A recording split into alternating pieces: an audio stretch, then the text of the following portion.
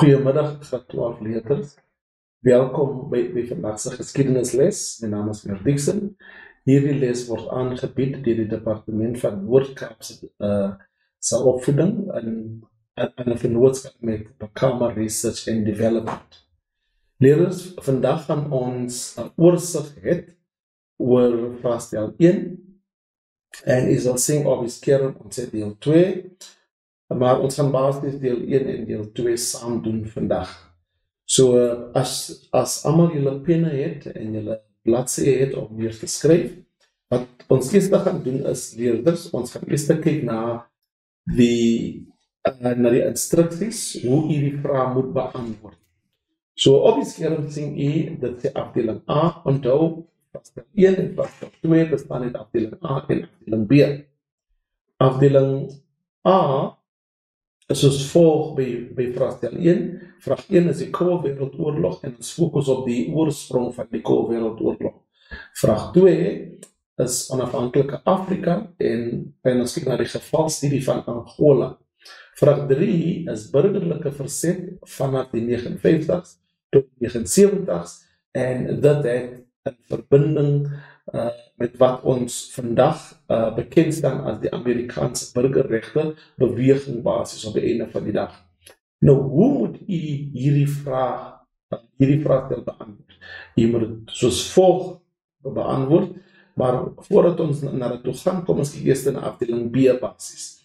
Afdeling B is die opsteltipe vraag. Onthou, afdeling A is die brongebaseerde vraag. Afdeling B is die opsteltipe vraag. So vraag 4 is soos volg, die uitbreiding van die Koue Wêreldoorlog, 'n gevalstudie, so ons gaan na Vietnam kyk as dit kom by die opsteltipe vraag. Vraag 5, onafhanklik in Afrika, ons kyk na die gevalstudie Kongo. Dan in vraag 6 is die burgerlike verzet vanaf 1950 tot 1970s en dit is swart mag beweging basis. So hierdie is wat ons roep die opsteltipe vraag en dit bestaan uit 3. Afdeling A bestaan ook uit 3 brongebaseerde vrae. Kom ons kyk hoe u dit moet beantwoord basis. Op die skerm sal u sien hulle sê afdeling A bestaan uit 3 brongebaseerde vrae. Bronmateriaal wat benodig word vir hierdie bronne word verskaf en gewoonlik is die addendum basis in die middel van die boek. Onthou, dit is in die middel van die boek. Toe u die vorige eksamen geskryf het en die voorbereide eksamen geskryf het en toe was dit in die middel van die boek. So in die finale eksamen gaan die addendum weer in die middel van die vraestel wees basis. Nou as ons kyk, daar is 3 vrae afdeling A, 3 vrae afdeling B. Nou dit is hoe u dit moet beantwoord. Op die skerm sê hulle 4.1, ten minstens 1 moet 'n brongebaseerde vraag wees en ten minstens 1 moet 'n opsteltipe vraag wees. Dit beteken dat is net 2 vrae basis, maar u moet 3 vrae beantwoord. Nou 3 vrae, so 1 moet brongebaseerd wees, 1 opstel en nog 'n opstel. Of u kan 2 brongebaseerde vrae beantwoord, 1 opsteltipe vraag basis. En dit is hoe u die vraag moet beantwoord basis in vraestel 1 en in vraestel 2 op die einde van die dag. So leerders, kom ons gaan net weer oor dit. Hierdie vraestel u moet 3 vrae beantwoord. 1 vraag kan wees brongebaseerde vraag, die tweede vraag kan wees opsteltipe vraag of 2 brongebaseerde vrae en 1 opsteltipe vraag daarmee. Nou punt 5 is soos volg. Ons raad u altyd aan leerders om onthou leerders, u moet nou 3 vrae beantwoord. So dit sê vir my, u moet 1 uur per vraag spandeer. So as die 1 uur per vraag spandeer, dan gaan u in tyd klaar kry.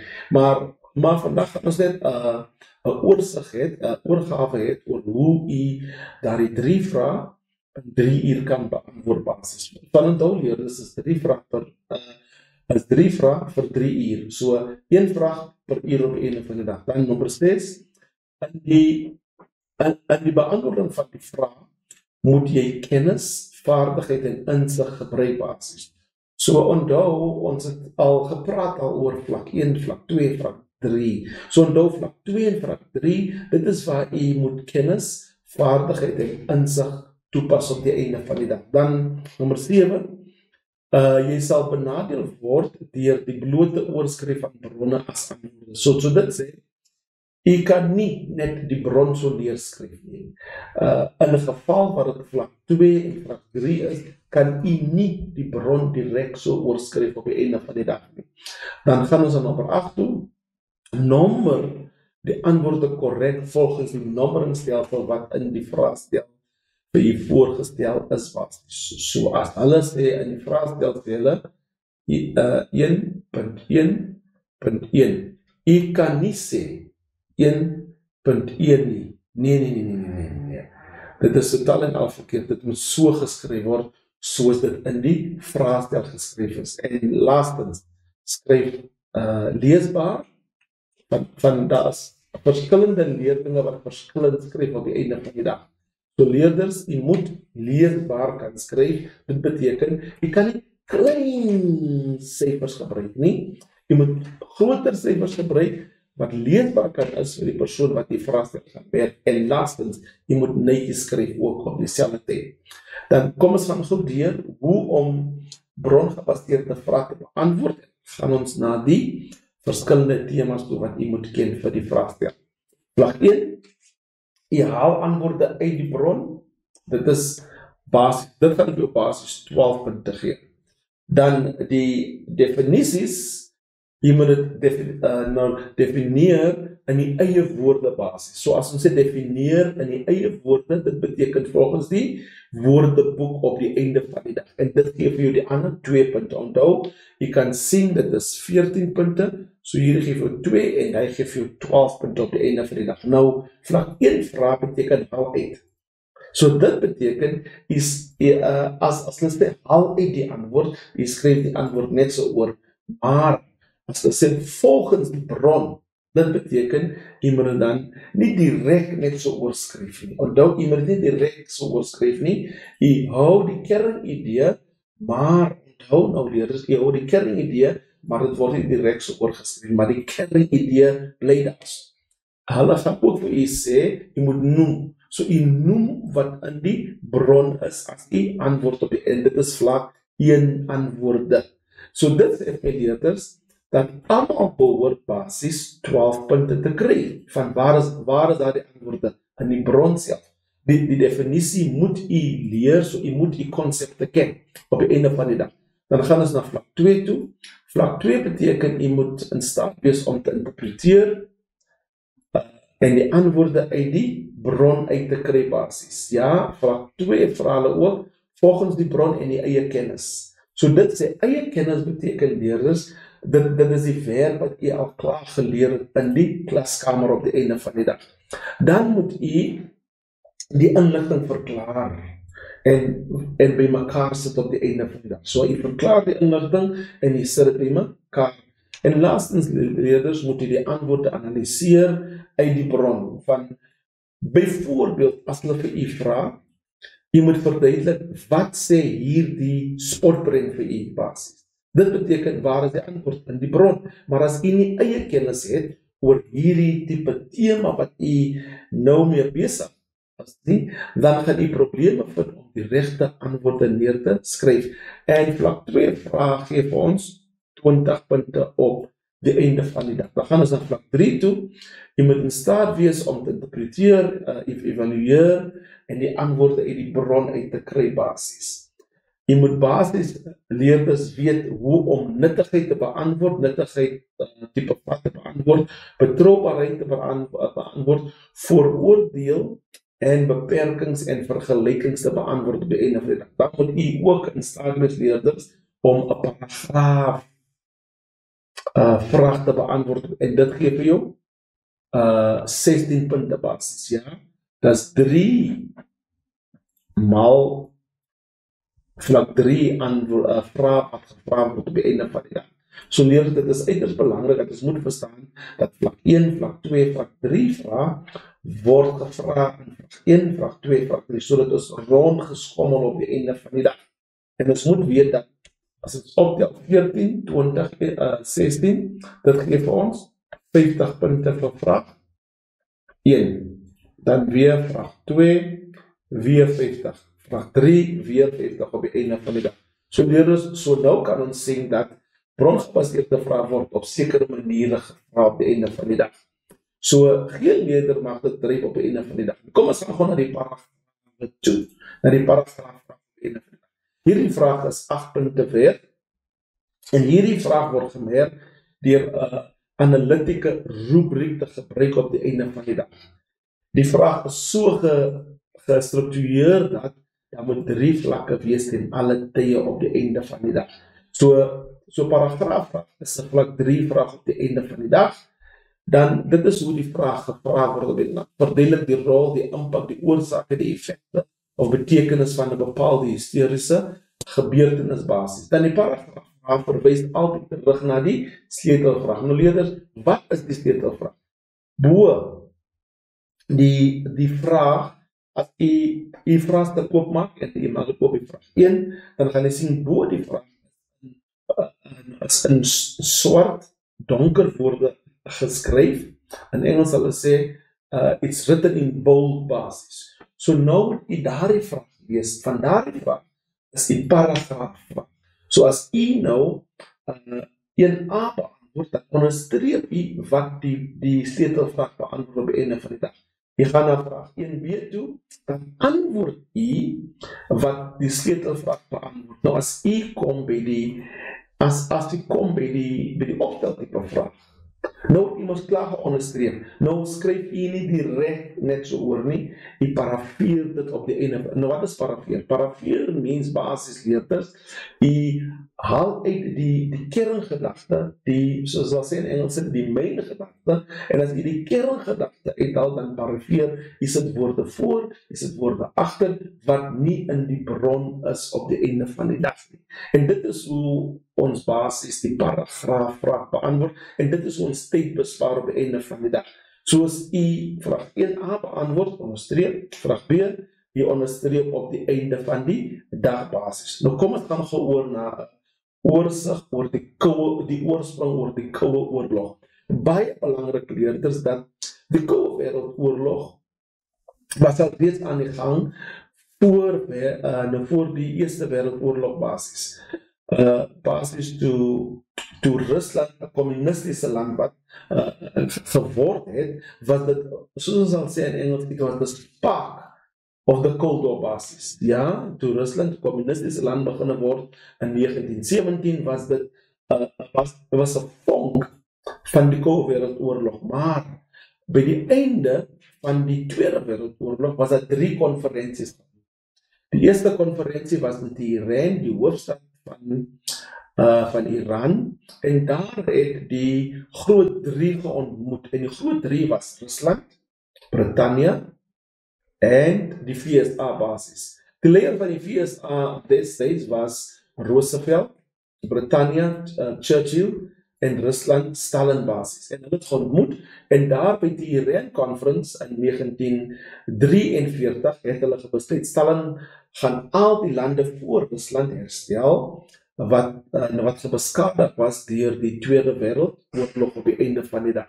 En almal het ingestem. En hulle het ook aan hom bekend gemaak dat hy nie daardie lande kan kommunistiese lande maak op die einde van die dag nie. Dan die tweede konferensie was in 1945 in Februarie basis, en dit was gehou by in Jalta. En in Jalta het hulle besluit weer, die groot 3 het weer ontmoet, en hulle het besluit daarso dat Duitsland gaan verdeel word in 4 zone. En die hoofstad Berlin gaan ook verdeel word in 4 zone. So die 4 zone was soos volg: Britannië het 'n zone gekry, Amerika het 'n zone gekry, Frankryk het 'n zone gekry, en Rusland het ook 'n zone gekry op die einde van die dag.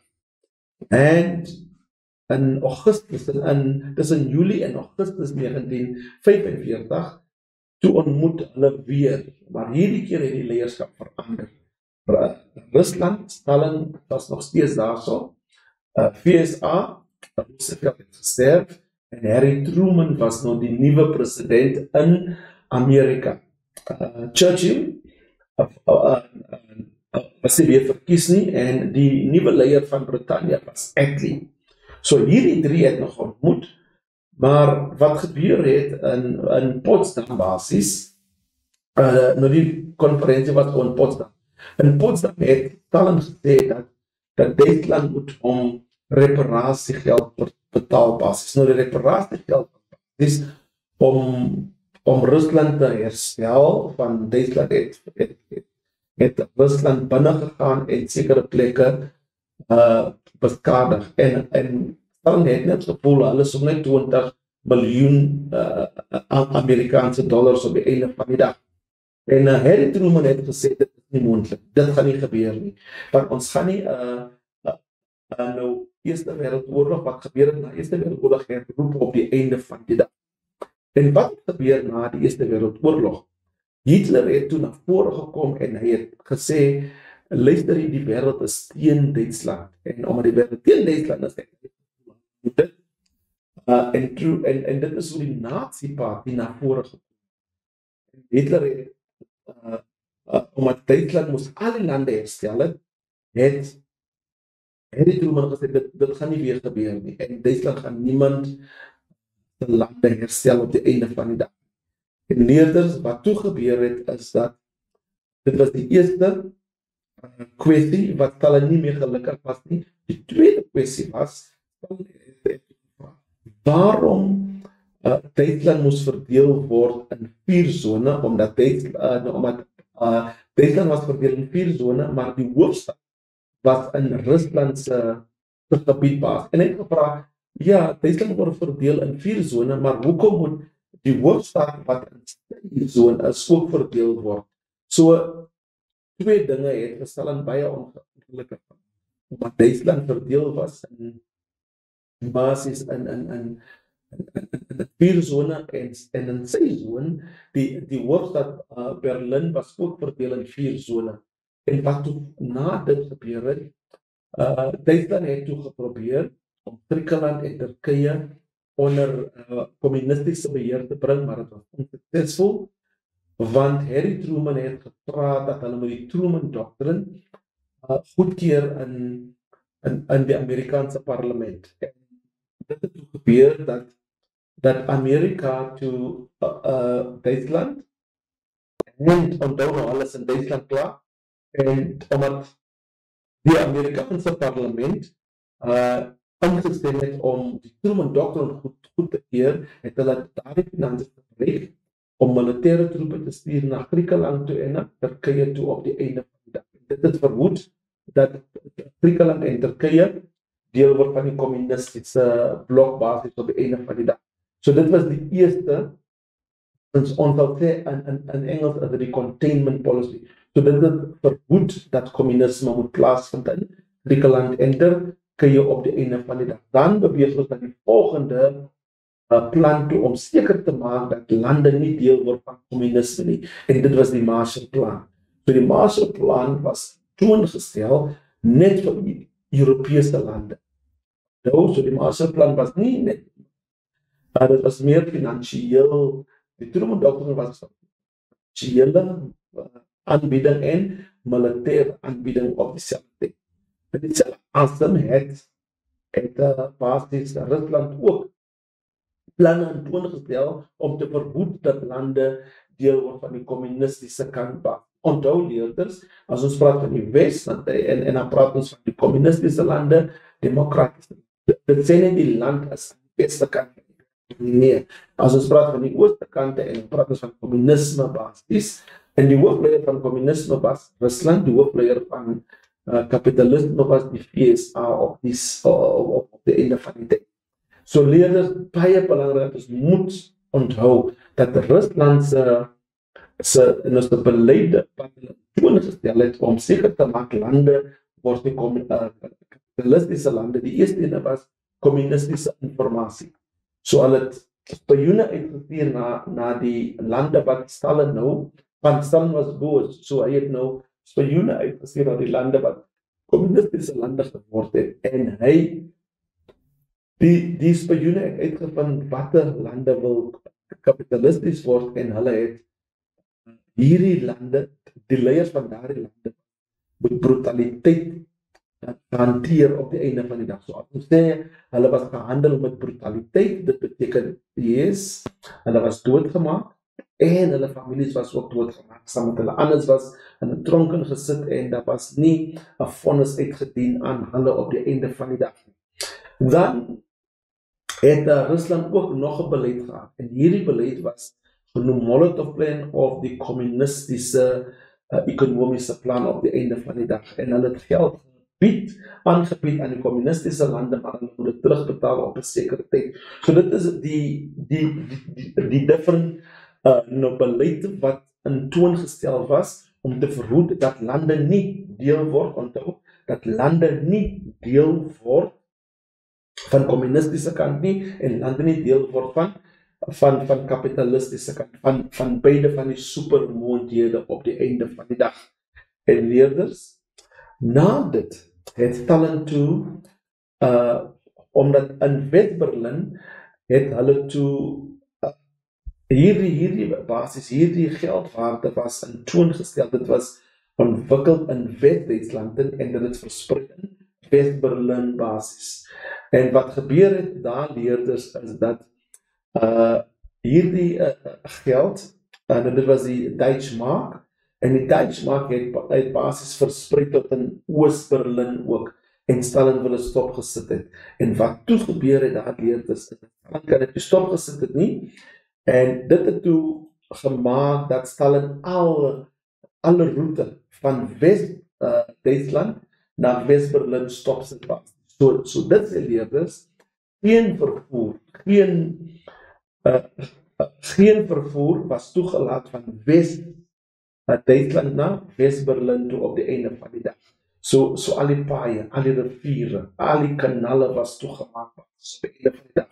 En die kapitalistiese kant, wat hulle gedoen het, hulle het basis 220.000 vlugte oor 11 maande, waar hulle die basis benodigdhede vir die mense gaan neersit het basis. So die vliegtuig het nie gaan land in West-Berlin nie, die vliegtuig het oorgevlieg, en toe laat hulle neer dat, soos byvoorbeeld yskaste, soos byvoorbeeld klere, soos byvoorbeeld motors, en oor Kerstyd het hulle ook lekkers en lekkernye vir die kinders ook uit die vliegtuig uit neergestort.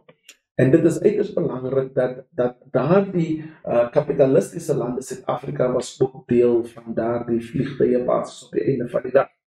So na 11 maande het Stalin gebesluit, luister hier, ek kan nie die vliegtuie afskiet. As ek dit afskiet, dan gaan ons betrokke kry met 'n warme oorlog, en dit beteken derde wêreldoorlog op die einde van die dag. So leer ek net 'n oorsig basis. En dit was die eerste Berlin krisis in 1949, en die tweede ene was in 1961, waar meer as 3000 mense per week gebeweeg het van Oost-Berlin na West-Berlin op die einde van die dag.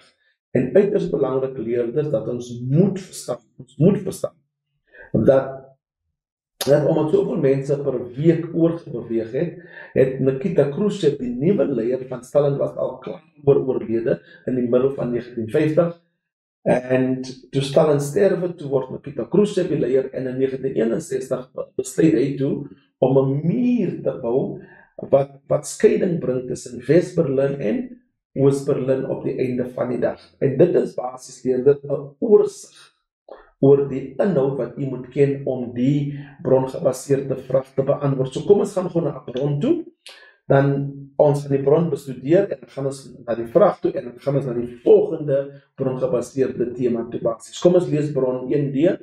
Die spotprint hieronder is deur J. Flow, wat op 29 Augustus 1961 in die Mercury Courant in Australië verskyn het. Dit beeld Oos-Berlinse soldate uit, wat probeer om na die westerse sektor van Berlin oor te loop basis op die einde van die dag. Kom ons lees na die eerste ene toe. Dit sê dat aandag, westerse sektor, oorlopers welkom. En die tweede ene is soos volg: die muur is opgerig deur die ware kommunistiese blok vir die beskerming van die goeie kommuniste basis. So kom ons gaan na die vraag toe. So die vraag is soos volg, 1.5.1, verduidelik of jy die woorde, die manne is besig om al hoe meer senuweeagtig jumpy te raak, soos wat die Berlijnse krisis verdiep, en het sê, kameraad as 'n geskikte onderwerp vir die spotprent sou beskou was. Kom ons gaan na die antwoord toe, onthou is vlak 2 antwoord. Hoekom vlak 2? Van iemand die verduidelik, die man is besig om al hoe meer senuweeagtig jumpy te raak op die einde van die dag. So ons moet dit verduidelik. So hier is die antwoord soos volg. Dit toon dat selfs Oost-Berlijnse soldate 'n veiligheidswagte probeer het om na West-Berlin te ontsnap, oor die muur te spring vir 'n beter lewe basis op die einde van die dag. Kom ons gaan na die volgende vraag antwoord toe. Dit dui daarop dat desperate, ontevrede soldate 'n verskeidenheid metodes gebruik het om oor die Berlijnse muur te ontsnap na West-Berlin. Enige ander relevante antwoord? Kom ons gaan nou om te sien of dit geskik is of nie. Die boodskap op die muur sê dat die muur opgerig is vir die beskerming van goeie kommuniste. So die wat oorspring word gesien as slegte kommuniste. En enige ander relevante vraag wat 'n verhouding het met die vraag wat beantwoord word. Kom ons gaan na die volgende vraag toe. 1.5.2 lewer kommentaar op die implikasie van die boodskap op die naambord in die westerse sektor oorlopers welkom basis. Vraag die punte toekenning 1x2 basis. So jy moet 1 vraag gee, maar ons 3 hier. Dit is ook wat ons sê 'n vlak 2 vraag op die einde van die dag. So die westerse sektor het oorlopers van West-Berlin toegelaat. Moedig. Die westerse sektor was beter as die oosterse sektor. Enige ander relevante antwoorde in verband met die vraag wat gevra word. Kom ons gaan na 1.5 toe. Tot watter mate gevolgtrekking kan jy kom oor die leeftaal van die 2 generaals op die voorgrond in die konteks van oorlopery wat besig was om plaas te vind. So die punte toekenning leerders, ons kan sien 1x2, dit beteken 1 vraag en dit is 'n vlak 1 vraag op dit beteken leerders, jy moet kan interpreteer en jy moet kan evalueer op die einde van die dag. Kom ons gaan na die antwoord toe. Hulle kon niks doen om oorlopers te keer nie, hulploos. Hulle was nie meer besorg oor diegene wat na die westerse sektor oorgeloop het nie. Hulle het geglo dat die Berlijnse krisis tot so 'n mate verdiep het, dat oorloop nie meer vir my kon word nie. Enige ander relevante antwoordleerders, so jy kan sien, jy moet die inhoud hê. As jy die inhoud het, dan word hierdie vraag makliker om te beantwoord deur u.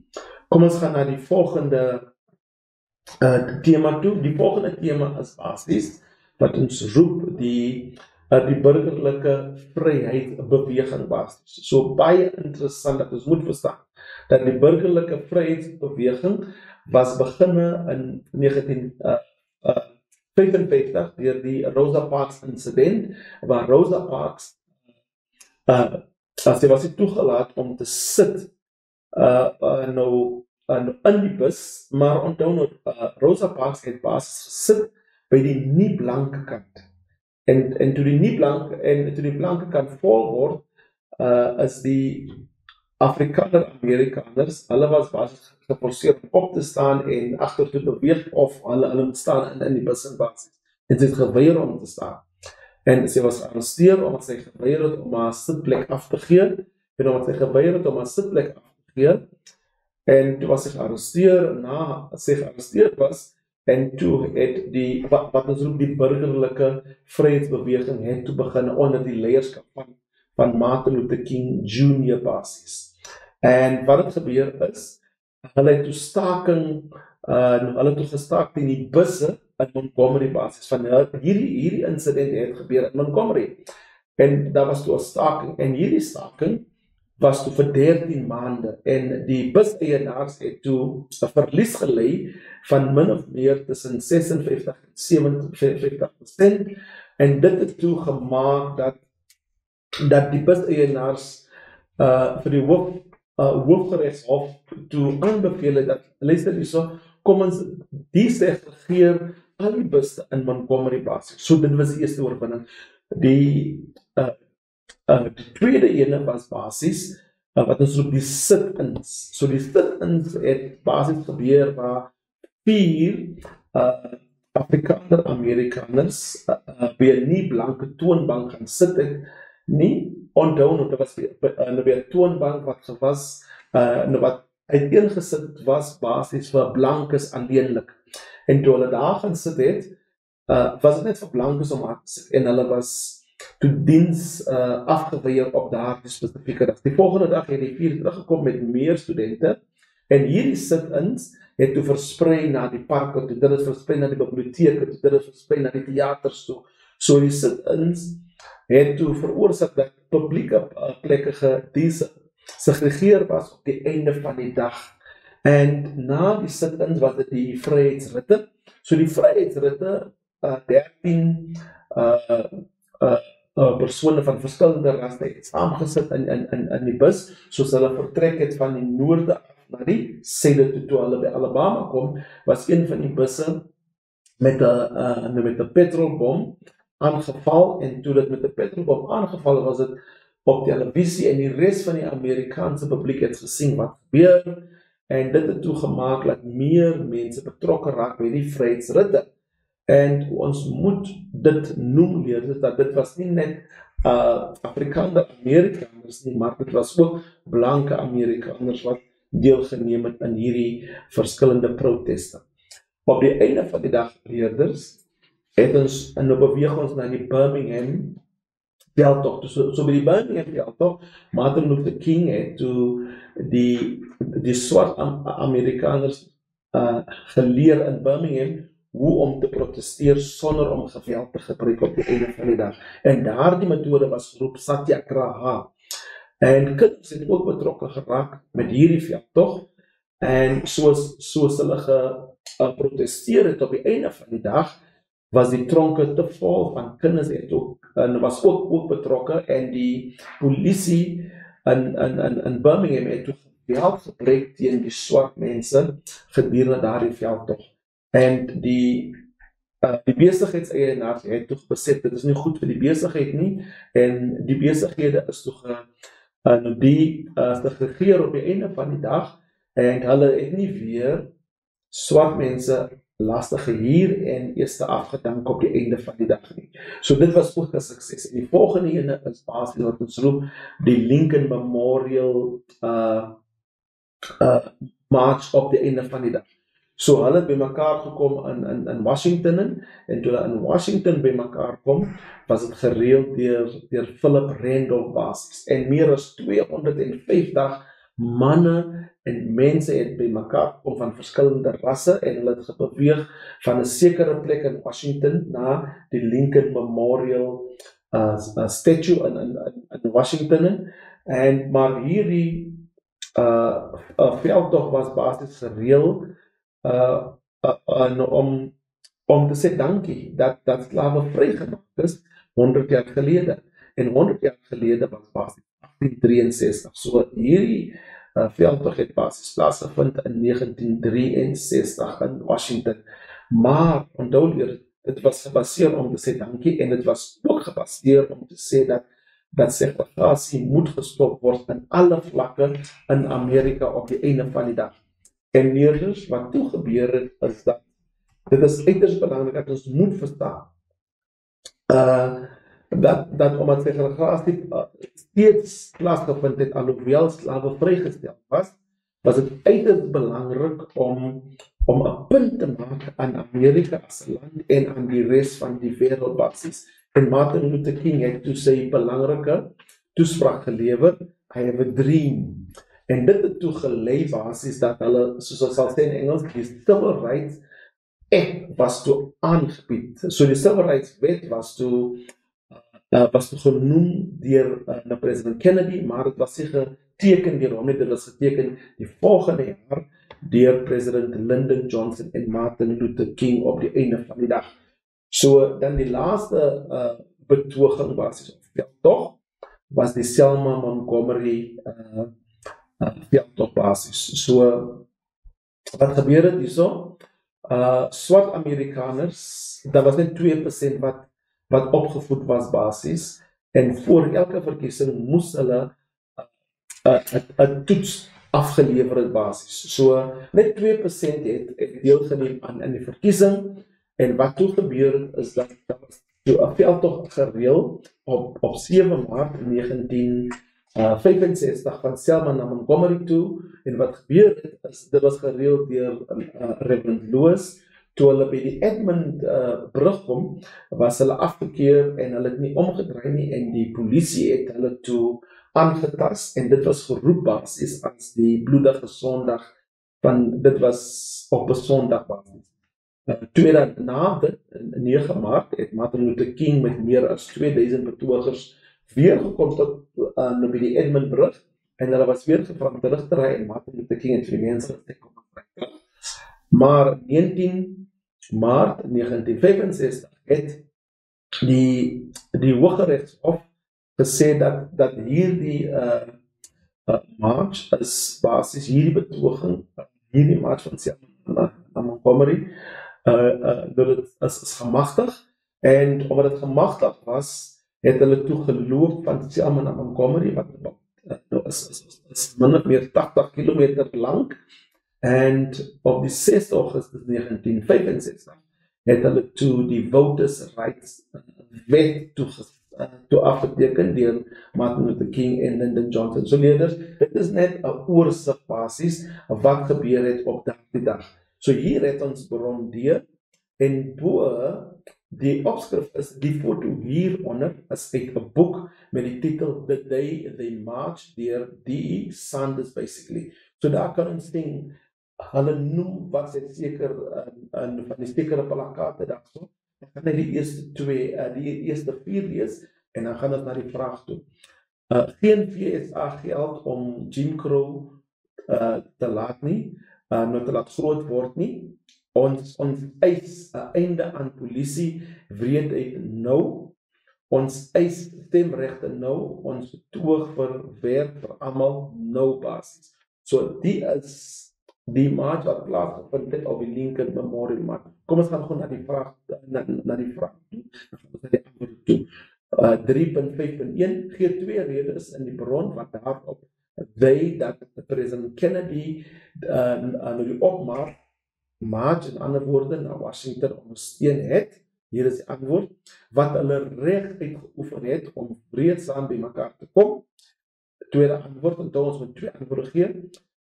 Die mees wydverspreide aandag moontlik op 'n groot nasionale kwessie te vestig.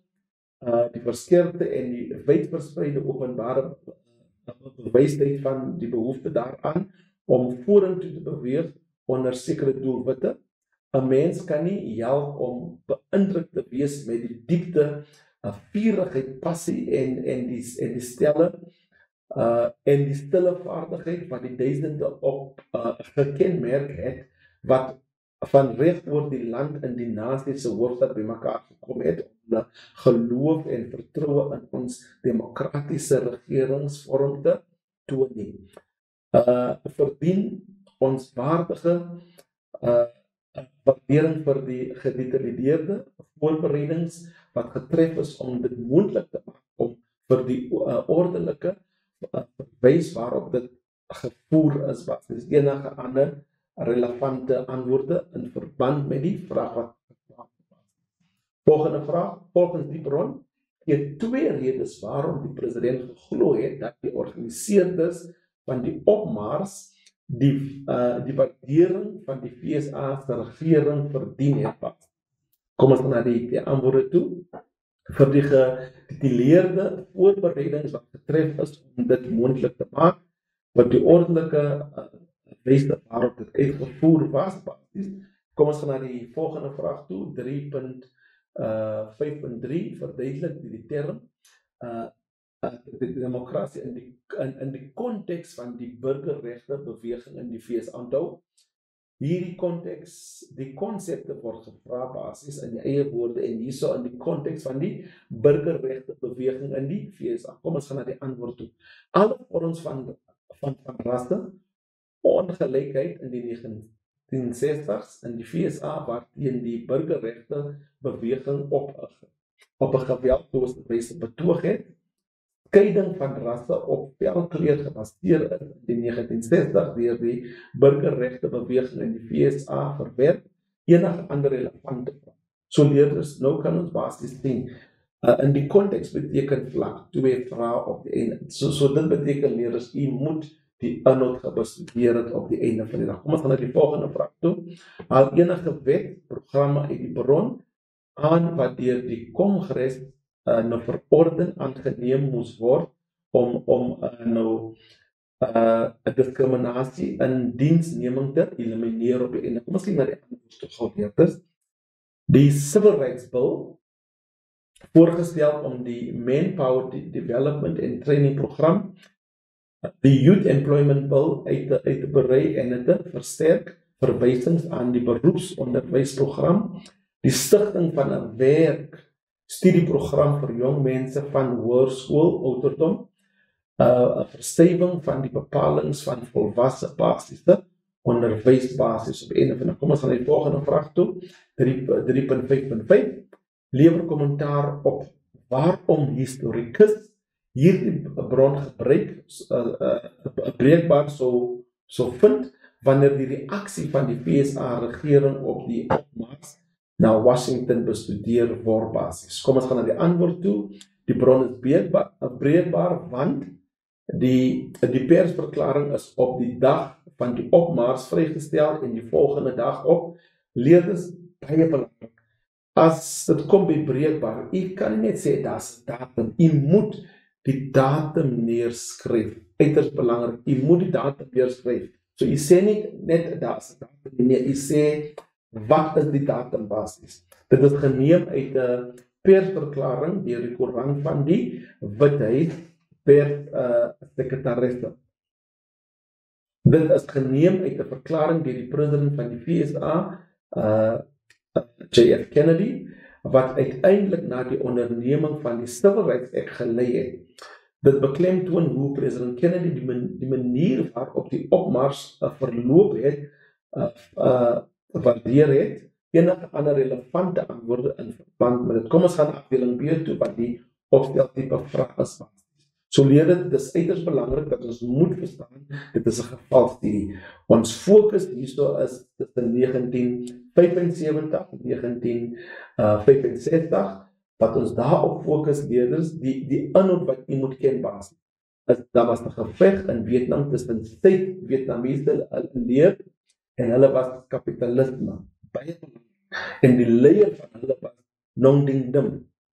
En dit was teen die kommunistiese rebelle wat bekend gestaan het as Vietcong basis. Onthou, hierdie geveg, die Suid-Vietnamese leer was ondersteun deur die Amerikaanse soldate op die einde van die dag.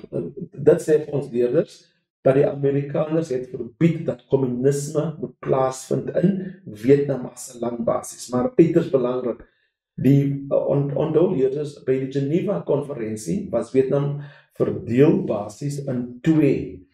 Suid-Vietnam wat onder was, hulle was kapitalisme, bo hulle was Noord-Vietnam was kommuniste op die einde van die dag. En Vietcong het gebly basis in Suid-Vietnam, maar hulle was geondersteun deur die Vietmin wat in Noord-Amerika was. So dit sê vir my leerders dat Noord-Amerika was ondersteun deur Rusland en China op dieselfde tyd basis. Dit is uiters belangrik leerders dat as ons fokus tussen 1975 en 1956 dat ons moet daar die kennis dra.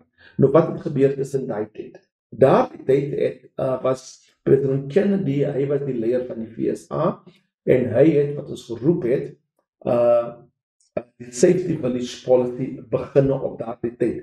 Maar die Safety Village Policy leerders was nie suksesvol. Hoekom was dit suksesvol nie? Van hulle het die Vietcong geïsoleer van die van die plaaswerkers en die plaaswerkers was basies die Wetcon. So daar kan ons sien dit was al klaar 'n mislukking. Maar Kennedy het ook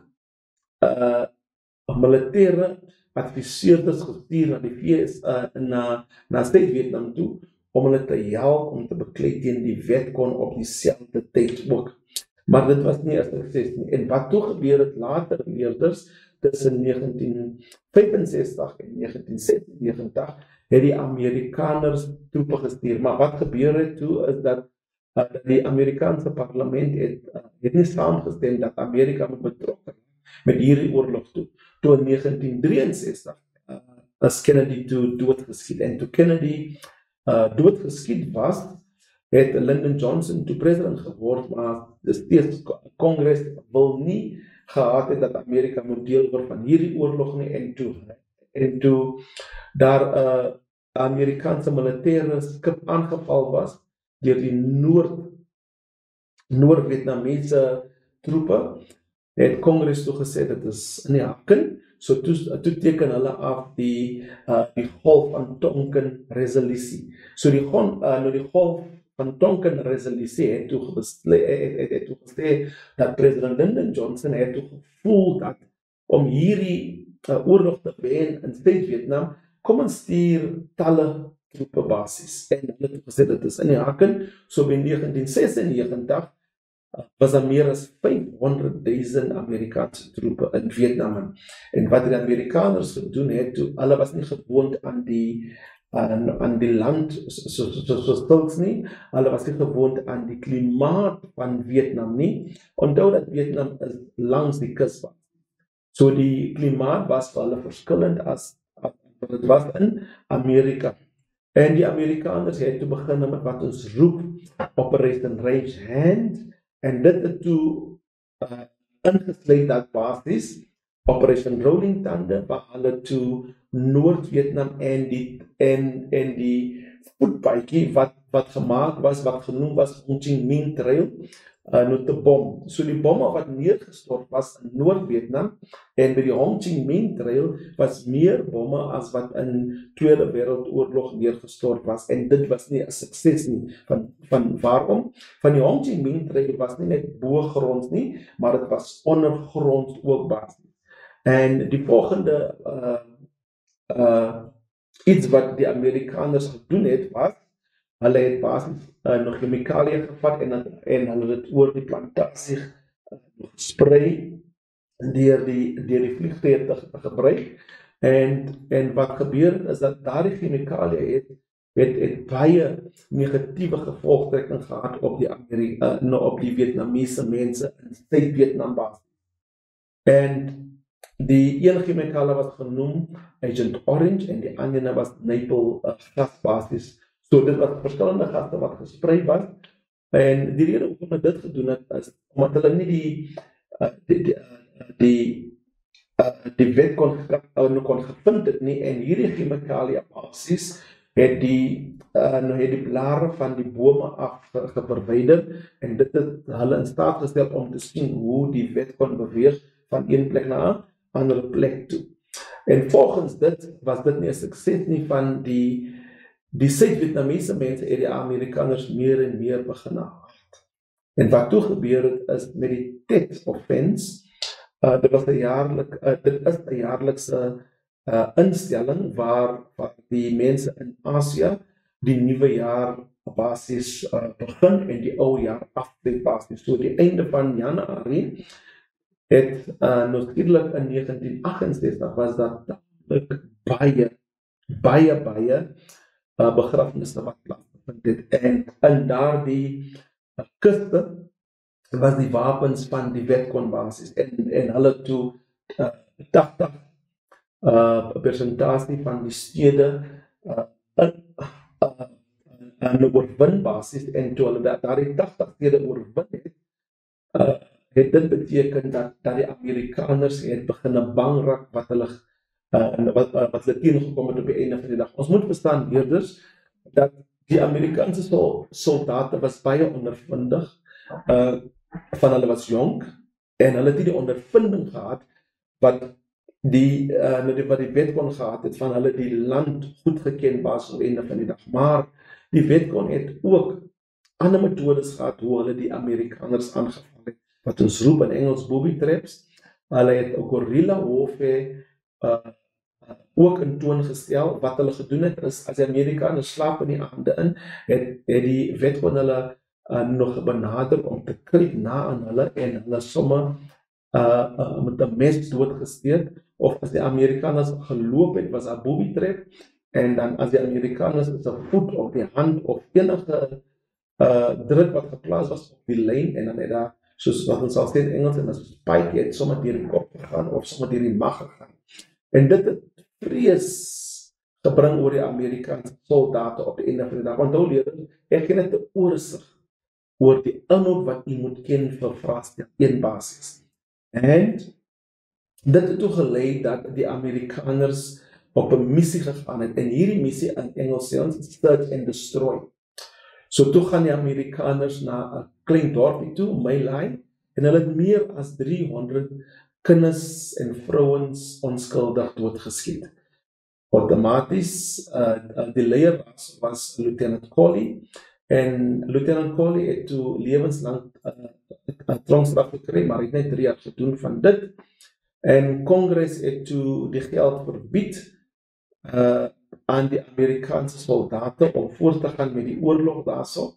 En president Lyndon Johnson was nie weer verkies as president nie. President Nixon het toe die nuwe president geword, en toe hy die nuwe president word, het president Johnson toe ingestel wat ons roep Vietnamisation, waar hy die Suid-Vietnamese leer of troepe nog geoefen het, deur sekere Amerikaanse troepe agter te laat. En toe dit plaasgevind het in 1973 was daar wat ons roep in Engels 'n ceasefire genoem, en toe in 1957 was al die Amerikaanse troepe uit Suid-Vietnam uit, en in 1976 het Vietnam 'n kommunistiese land geword. So Amerika kon nie die domino effek van kommunisme stop in basis in Suid-Vietnam nie basis. So dit is die einde wat ons roep van die Vietnam. Ek noem net die inhoud wat jy moet ken. So dit is 'n oorsig basis wat jy moet ken basis. So nou beweeg ons na vraag 6 toe. So vraag 6 is soos volg. Die swart magbeweging was begin omdat die burgerlike vryheidsbeweging te stadig vir hulle was om verandering te bring vir die swart Amerikaners in Amerika op die einde van die dag. En swart Amerikaners het baie ver gebly van die werkplekke. Hulle was laaste gehuur en hulle was eerste afgedank op dieselfde dag. Daar was nog groot baby doderyk wat plaasgevind onder die Suid-Amerikaners. En hoekom? Omdat hulle nie die nodige mediese diens gehad het nie basis.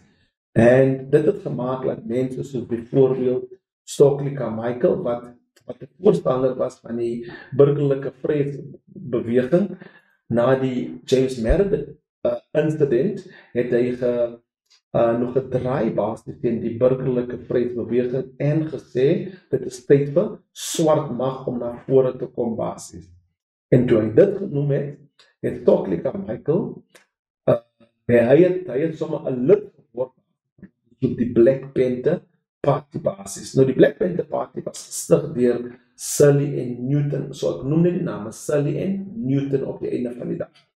En hulle die Black Panther Party gestig om swart Amerikaners basis te beskerm deur polisiebrutaliteit en deur wit mense wat baie rassisties was teen swart mense op die einde van die dag. En die Black Panther party, hulle basis wapens gedra teen hierdie wit mense wat teen hulle beklei het op die einde van die dag.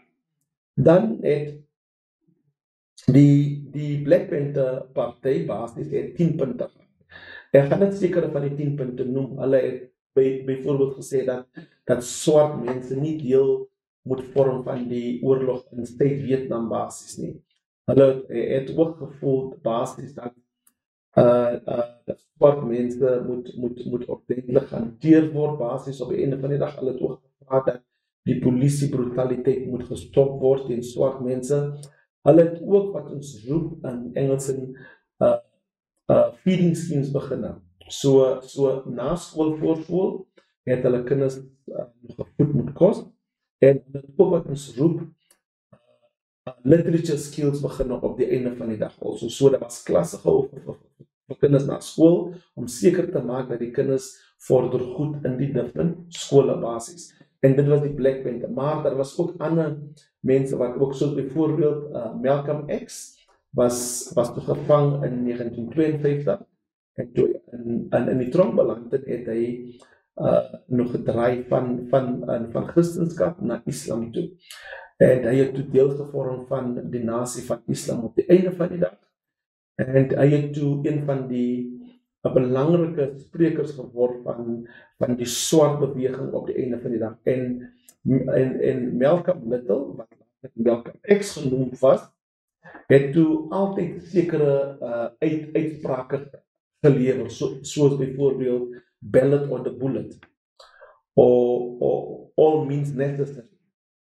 So, die was sekere slagspreuke wat hy uitgevoer het, maar Malcolm X het gevoel dat die vryheidsbeweging en die leier van die vryheidsbeweging, Martin Luther King Jr., dat hy hande geskit het met die vyand basis. En hy het gevoel dat Martin Luther King basis se benadering was nie goed genoeg nie. Van hy het gevoel dat geweld moet gebruik word. So die verskil tussen Malcolm X en Martin Luther King Jr. moet ook genoem word basis. Malcolm X was meer agressief. Hy het gevoel dat geweld moet gebruik word op die einde van die dag. Maar Malcolm X het toe beland toe in Mekka. Nou Mekka is 'n plek waar die islamste mense gaan. Almal wat Islam beoefen, vind hulle self daar 1 of 2 keer in 'n leeftyd in, en as hulle terugkom, dan is hulle soos basis wat hulle sal in die Christenskap bekeer op die einde van die dag. En toe hy terugkom, het sy siening verander. Van in Mekka het hy gesien hoe swart en wit mense saamlewe, en hy het net gevoel dat die nasie van Islam basis moet hulle denkwyse verander, en dat hulle moet begin saamwerk met Martin Luther King, wat saamwerk met wit mense op die einde van die dag.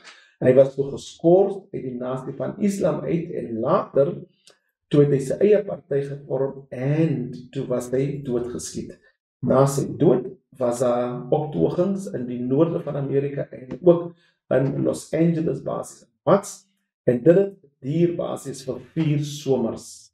En president Lyndon Johnson het 'n kommissie gestuur, en die kommissie se bevinding was dat die swart mense in Amerika slegte woonbuurte gelewe het. Dit beteken dat die plek wat hulle ingewoon het, was nie eens leefbaar op die einde van die dag nie. Hulle was eerste gehuur, hulle was laaste gehuur, en hulle was eerste afgedank op die einde van die dag. Hulle skole was nie in 'n goeie toestand nie, en die kommissie het toe daardie bevindinge aan president Lyndon Johnson verskaf, en hy het 'n organisasie gestig, en hierdie organisasie het seker gemaak dat al die negatiewe dinge in 'n positiewe lig moet gesien word op die einde van die dag. En leerders, dit het beteken dat Stokely Carmichael en Malcolm X, en daar was ander rolspelers ook, soos Angela Davis, wat ook deel was, maar nie net Angela Davis, en daar was ander leiers ook, wat ek ook genoem het, wat ook deel was van die swaarkragbeweging. So, lezers, wat ek vandag gedoen het, ek het jou oorsig gegee, oor vraag 1, by die brongebaseerde vraag 3, by die brongebaseerde vraag, dan het ek ook vir u een oorsig gegee oor vraag 4, oor Vietnam, en vraag 6 basis. So, leerders, ek hoop, jy gaan hierdie inligting vat, en jy gaan seker maak dat jy deur al die vrae gaan, om seker te maak dat jy slag goed op die einde van die dag. Baie dankie dat jy na my geluister.